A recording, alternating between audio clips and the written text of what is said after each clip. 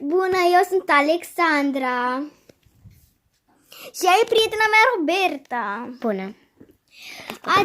Acest slime l-am luat chiar astăzi de la Jean.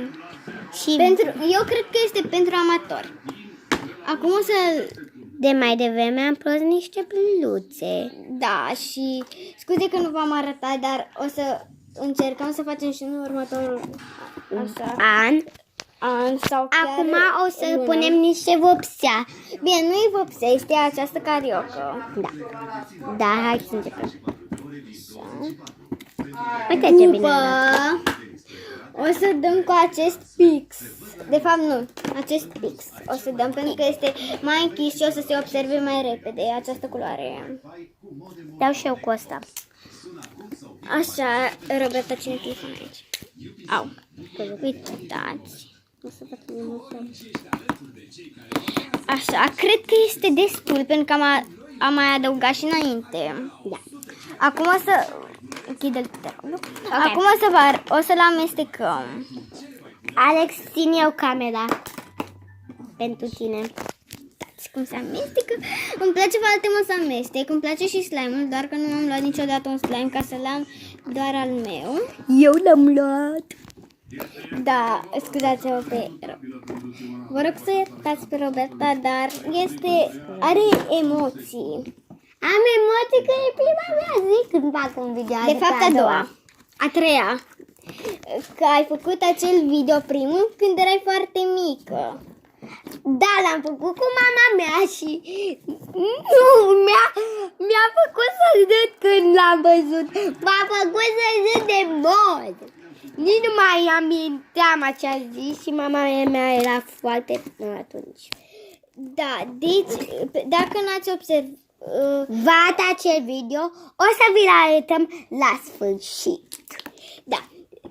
Sau când ziceți voi. Eu, Alexandra, am 8 ani jumate, în noiembrie pe 26, o să împlinesc 9 ani.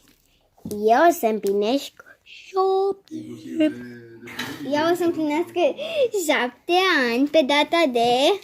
Și bunicul a zis 22 decembrie. Pe 22 decembrie. nu e video-ul tău. Așa. Așa, cred că l-am amestecat destul. Stai să vedem. Uitați, biluțele sunt foarte puține pentru că n-am mai avut.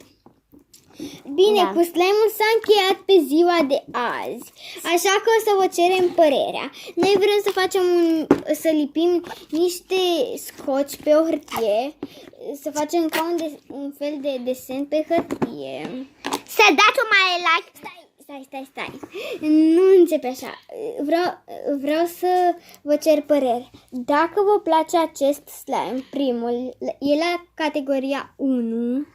Și dacă vreți, putem să facem și cu acesta. Da, uitați modelul, uitați-vă atent, că o să mai... Și la categoria 3, te rog, dă-l pe acela, Roberta. Mai avem Încă două. Da. La categoria 3, așa, Și ultima. adică categoria 4, să ne spuneți în ce ori de 1, 2, 3 și 4, să ne spuneți în ce ordine le vreți ca să le lipim pe o hârtie. Ne mai vedem data viitoare. S-a terminat cu acest video. Să dați un mare like, să vă faceți subscribe și ne vedem data viitoare. Pa, pa!